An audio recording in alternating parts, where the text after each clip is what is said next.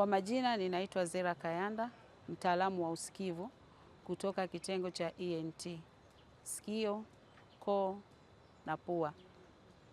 Leo tumepata bahati ya kutembelea shule ya Iyunga Secondary School kwa ajili ya kufanya uchunguzi au hearing screening kwa watoto wa shule ambao wana changamoto za masikio.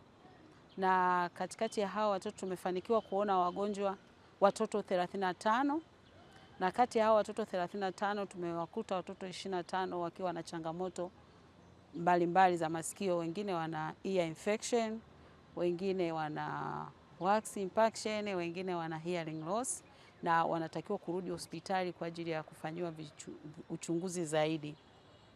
Tunashukuru hospitali kwa kutupa hiyo nafasi, kibali cha kutoka. Lakini pia tunamshukuru mkuu wa idara kwa kutupa kibali watu wa ENT kutoka na kwenda kufanya hizo outreach. Jamii ninaishauri ni vizuri kufanya uchunguzi kuhusiana na masuala mazima ya usikivu, kwa sababu changamoto ya kutokusikia haiumi. Ni tatizo ambalo linaweza likawa lipo, lakini unaweza usilichukulie maanani kwa sababu usikii maumivu. Tumezoea mtu akiona labda anatokwa damu au anasikia maumivu ndo anakimbia kwenda hospitali. Lakini changamoto ya kutokusikia ni kwamba mtu anakuwa hapati maumivu yoyote wala hakuna kitu chochote kinachoonekana, na kwa sababu hiyo anakutana tu na zile dalili zile ambazo labda anaona hasikii watu wakiongea vizuri au anapata shida kuwaelewa alafu anaipotezea.